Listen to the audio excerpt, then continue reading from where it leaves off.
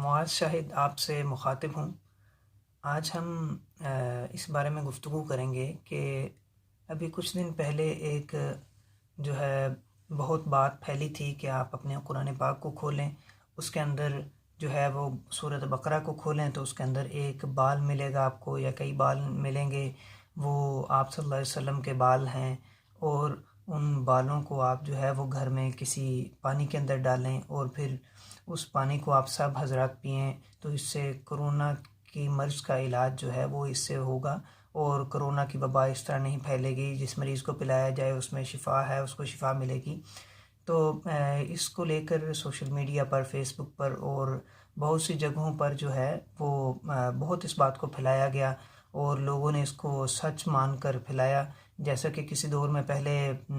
اس video کو اس طرح پھیلایا جاتا تھا بات کو کہ کوئی بھی آپ اس صفحے کو پڑھ لیا ہے، اگر آپ نے اس صفحے کو دیکھ لیا ہے تو اب آپ کو اس صفحے کو پھیلانا بہت زیادہ ضروری ہے، اور جو نہیں پھیلائے گا اس کو یہ ہو جائے گا، اس کو وہ ہو جائے گا، آپ کو اللہ کا واسطہ ہے، آپ کو نبی کا واسطہ ہے، اور مختلف طریقوں سے بلیک میل کر کے تو اس طرح کی خبریں پھیلائی جاتی تھیں۔ یہ جو بات ہے بال نکلنے والی، یہ بالکل ٹھیک نہیں ہے، بلکہ آپ دیکھیں کہ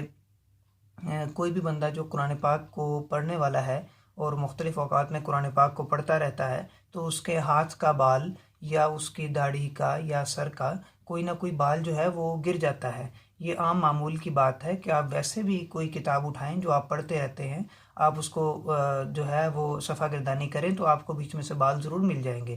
لیکن پھر کئی لوگ جو ہے وہ صرف اپنے چند لائکس کے لیے، اپنی ویڈیو کو فیمس کرنے کے لیے، اللہ معاف کرے کہ وہ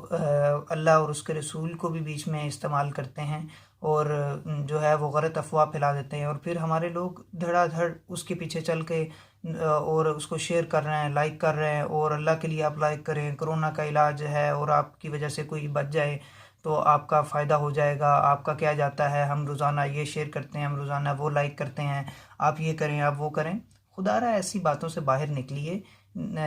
یہ غلط باتیں ہیں، پرانی فضول باتیں، کہ آپ صلی اللہ علیہ وسلم کا لایا ہوا دین ہی ہمارے لیے نجات ہے، آپ صلی اللہ علیہ وسلم کے بتائے ہوئے اعمال ہمارے لیے نجات کا سبب ہیں۔ آپ صلی اللہ علیہ وسلم نے تو بہت 1400 سال پہلے ہی ہمیں نماز کے ذریعے یہ بتا دیا کہ اس نماز کو پڑھیں گے تو آپ کو ہر مرض کی شفا ملے گی، اس قرآن کو پڑھیں گے تو آپ کو ہر مرض سے جو ہے وہ شفا ملے گی۔ وَنُنَزِّلُ مِنَ الْقُرْآنِ مَا هُوَ شِفَاءٌ وَرَحْمَةٌ لِّلْمُؤْمِنِينَ۔ تو ہمیں یہ